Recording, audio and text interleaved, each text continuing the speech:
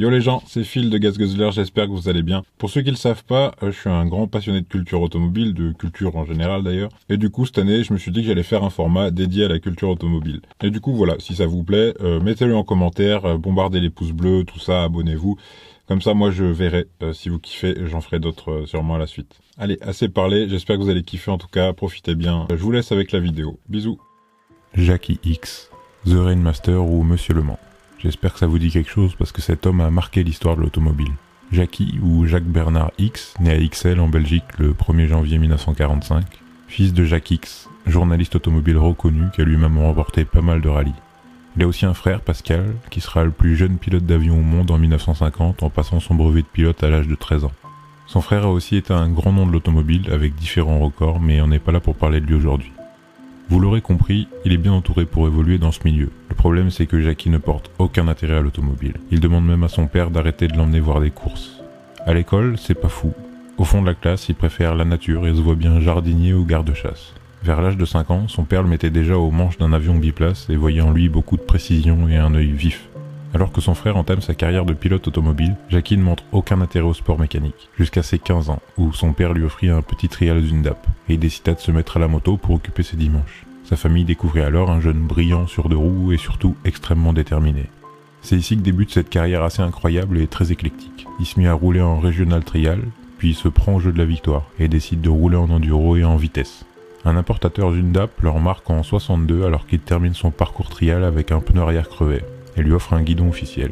Il a d'abord refusé, puis finit par accepter et se rendre en Allemagne pour sa première compétition officielle. Il enchaîne les médailles et d'autres distinctions, puis quelques échecs dont un abandon qu'un professeur ne manquera pas de lui rappeler en lui disant « Dernier en classe, dernier en cours, vous serez dernier toute votre vie, monsieur X ». C'est pas tombé dans l'oreille d'un sourd.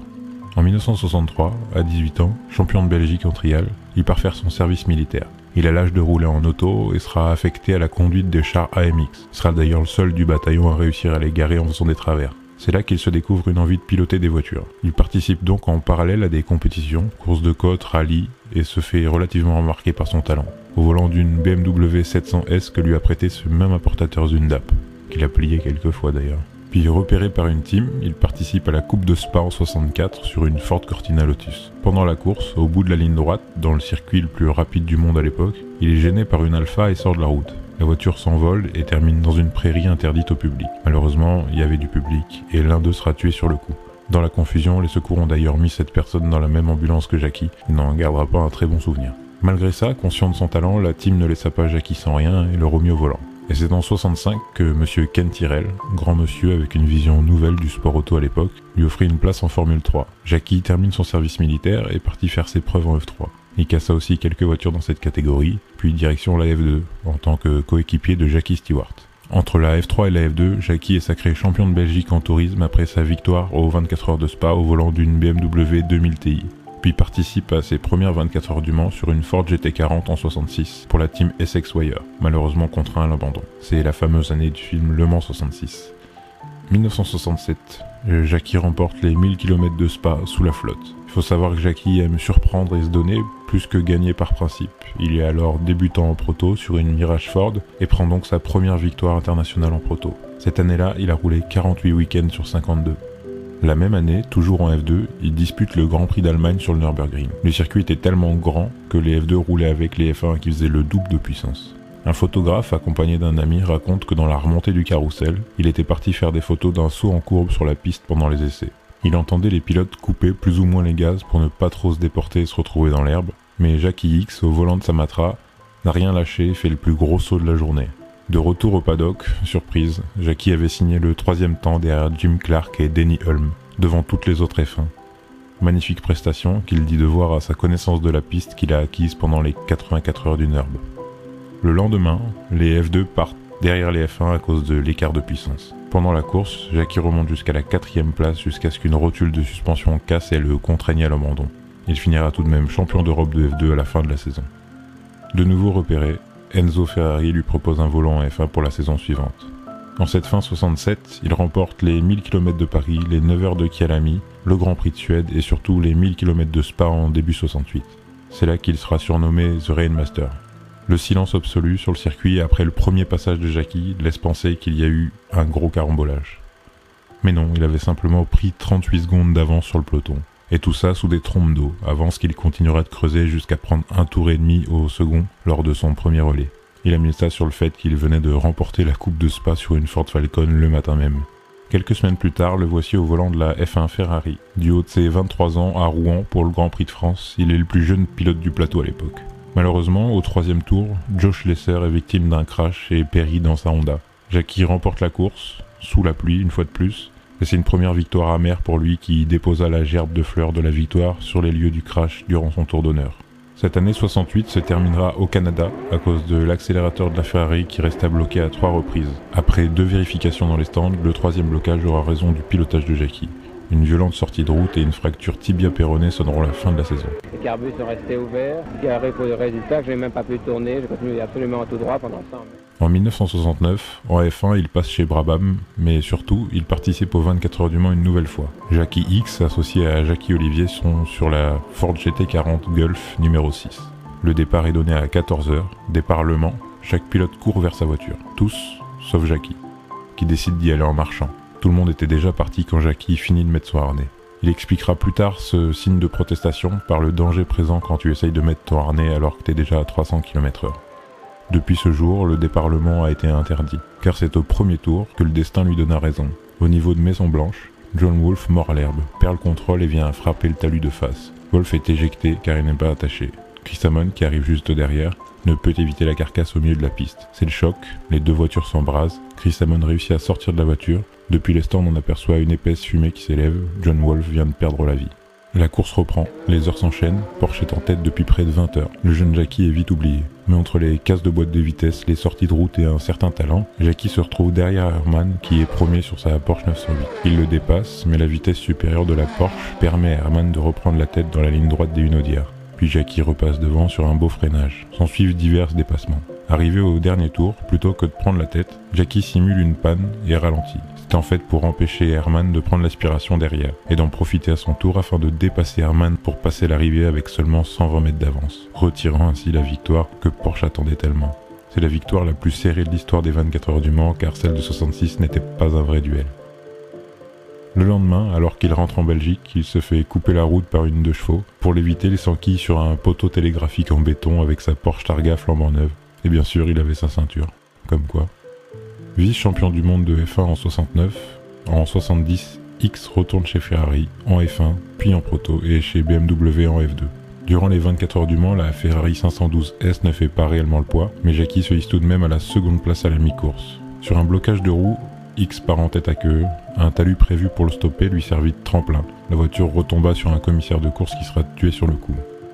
Pour l'anecdote, 70 c'est aussi l'année du tournage du film Le Mans de Steve McQueen qui avait engagé une voiture caméra qui passait plus de temps à ravitailler en pellicule qu'en essence. En F1, la même année, Jackie est bien placé, il peut gagner le championnat s'il gagne les 3 prochaines courses. Quand le leader de celui-ci, John Shenring, se tue, Jackie remporta 2 courses sur 3 et finira 2e du championnat. Il déclara être content de ne pas avoir gagné sans pouvoir se battre contre son rival décédé un mois plus tôt. John Shenring devient ainsi le seul et unique pilote à être sacré champion après sa mort. Je vous passe quelques années et pas mal de victoires entre McLaren, Lotus, etc. Puis une traversée en funambule pendant un gala caritatif, pour arriver en 74, l'année de son dépassement extérieur à Brandach sur Niki Lauda, quand il s'est rendu compte que l'adhérence était meilleure à l'extérieur du virage sous la pluie, encore une fois, et qui lui valut la victoire. Puis en 75, où il remporte les 24 heures du Mans sur une Mirage GR8, accompagné de l'anglais Derek Bell. Et en 76, toujours au Mans pour sa première victoire sur une Porsche avec la 936, également la première victoire d'un moteur turbo sur l'épreuve. La même année, il est victime d'un crash au Grand Prix des USA dans la Insight. Un problème de suspension l'empêche de tourner correctement, la voiture sort de la piste et se coupe en deux sur un piquet. Elle prend feu, Jackie réussit à sortir de la voiture, il lui manque une botte, il boite. En effet, vient de s'arracher tous les ligaments, se casser les 2 chevilles, perdre un orteil et se brûler au 3e degré. Il sera rétabli quelques mois plus tard. Vient l'année 77 au Mans. À cette époque où les voitures avaient des paddocks dans les villages voisins, Jackie raconte qu'il prenait sa canne à pêche pour pêcher dans la Sarthe, avant de prendre sa voiture pour rouler sur route ouverte à bloc afin de rejoindre la piste. Toujours chez Porsche, dans la 936 numéro 3, accompagné de Henri Pescarolo, la course est lancée. Rapidement, une casse moteur, c'est l'abandon. La Porsche numéro 4 connaît également un incident, mais les mécanos réussissent à la faire repartir, à la 49e place avec plusieurs tours de retard. L'équipe est au plus bas, mais la pluie pointant le bout de son nez, Porsche décide de mettre Jackie au volant de la numéro 4. Et c'est parti pour une des plus belles remontées de l'histoire. Jackie conduit presque toute la nuit au grand désespoir de l'équipe qui avait peur pour l'état de fatigue de son pilote. Il se sentait bien et n'a pas voulu respecter tous ses relais. Cette nuit fut magique d'après Jackie. Au lever du jour, épuisé après avoir battu le record du Tour à 3 reprises établi en 73, Jackie avait réussi à se placer en seconde position, derrière la Renault de Jean-Pierre Jabouille et d'Éric Bell. Une casse pour la Renault et ce fut la pole position pour la Porsche, qui terminera l'épreuve aussi rincée que Jackie avec 5 cylindres encore en fonction sur le Flat 6 Turbo. Larme de joie pour l'équipe qui n'avait plus d'espoir la veille.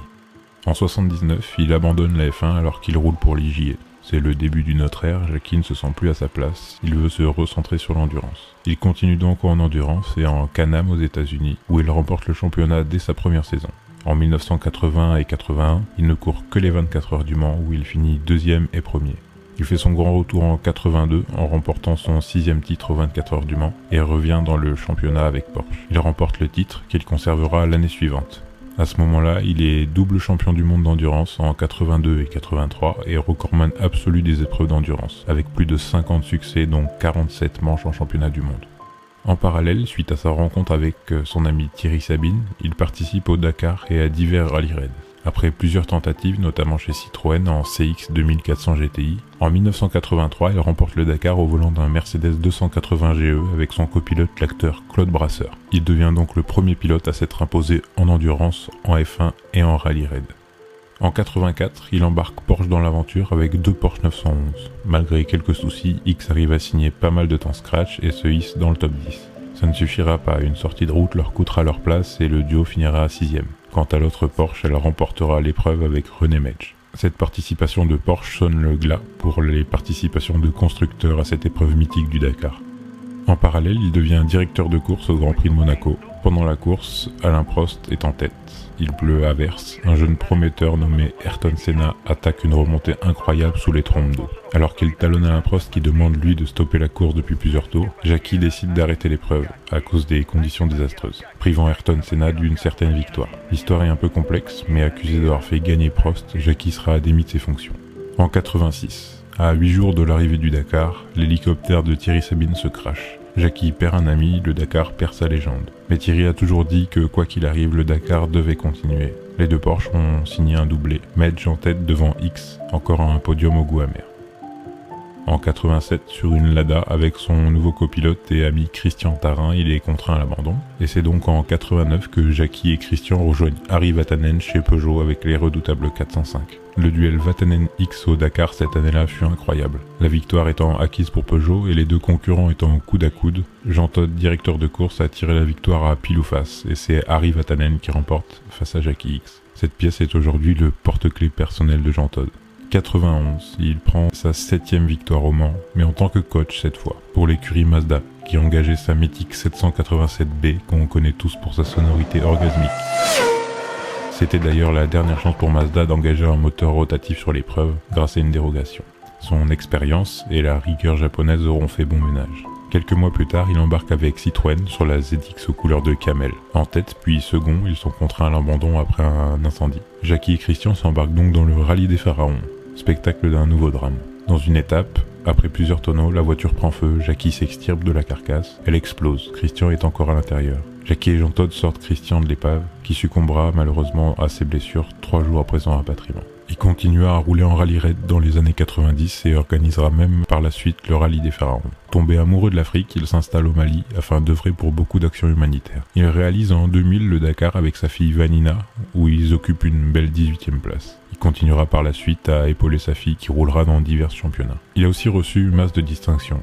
Citoyen d'honneur au Mans, trophée Spirit of Le Mans, ordre de la Couronne, ordre de Léopold, ordre de Saint-Charles à Monaco, la Palme d'Or au Festival de l'Auto en 2012, le Golden Helmet et bien d'autres. Il fut aussi directeur de course aux 24 heures du Mans en 2001, puis il pilota la Leading Car en 2018. Il faut savoir que Jackie est un gentleman driver, qu'il a toujours défendu le fait que sa carrière et son palmarès est dû à tous les gens qui l'ont entouré, à la chance et au destin. Tellement loin d'être prétentieux, il est un exemple dans le sport auto. Un palmarès équivalent aujourd'hui est impossible. Les choses ont changé et courir autant est infaisable à cause des clauses d'exclusivité en l'occurrence. Aujourd'hui, il a 76 ans, on peut le retrouver sur les bords de piste pendant les 24 heures du Mans. Il fait figure d'honneur chez Porsche en étant ambassadeur pour le groupe Volkswagen.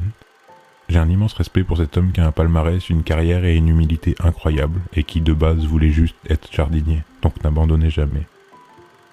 Voilà, on arrive à la fin de ce portrait de l'extraordinaire Jackie X. J'espère ne pas avoir fait d'erreur et surtout j'espère que ça vous a plu. Je vous laisse avec une petite leçon de vie de ce grand monsieur. Salut. Je vais sans doute vous surprendre, mais j'ai jamais été passionné par l'automobile.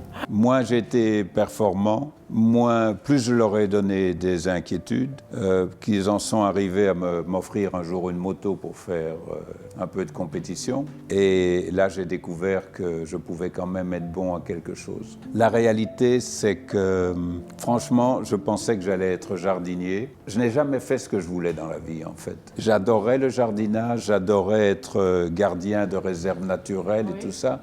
Tout ce que je voulais faire, je ne l'ai pas eu. Je pense que le talent, c'est une chose, mais je pense surtout que si vous n'avez pas un entourage, un concours de circonstances et un destin qui vous met en présence de gens de très grande qualité, vous n'avez aucune possibilité d'arriver à un but ou à un goal C'est vrai que l'entourage et les rencontres sont importantes. Et je pense que cela est valable pour nous tous. Quel que soit, on parle de sport, mais c'est dans la vie en général. Vous devez d'abord être entouré de gens qui vous tendent la main, mais autour de vous, et particulièrement en sport automobile, il faut une équipe autour de vous qui sont des gens que vous ne verrez jamais. La grande injustice dans le sport mécanique, c'est que les pilotes, en l'occurrence, prennent pratiquement toute la gloire, mais ceux qui vous ont permis de réussir, ils sont éternellement dans l'ombre. Mais ils connaissent la passion, ce que vous évoquiez, est-ce que vous avez été passionné pour... Non, eux le sont. Ils sont motivés, ils sont des gens qui font ce qu'ils doivent faire à 100% et eux vous donnent un outil qui vous permet de gagner. C'est des gens qui ont été mis sur une route,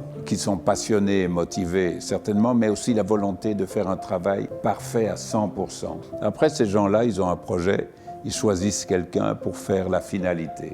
Ils choisissent des pilotes. Donc moi personnellement, je pense qu'un pilote représente 15% peut-être d'un projet quand il assure la victoire en finale. Vous n'êtes ce que vous êtes que parce que vous avez été entouré par des gens qui ont été oubliés. Vous n'êtes qu'un lien parmi bien d'autres. Mais au quotidien, il y a plein de gens qui changent votre vie. Il y a plein de gens, mais aussi un livre, un film, une parole, une citation. Plein de choses peuvent changer votre vie. Mais à la base, il faut des gens qui sont sur votre route, qui vous tendent la main et qui ont envie de vous faire réussir ou qui croient en vous. Ce que je veux expliquer, c'est que dans un destin, on se rend compte que dans le fond, on n'a pas une maîtrise totale, et même moins que ça, des envies qu'on pourrait avoir. Ce qui est sûr, c'est que maintenant, j'ai un âge où je peux faire du jardinage, par exemple.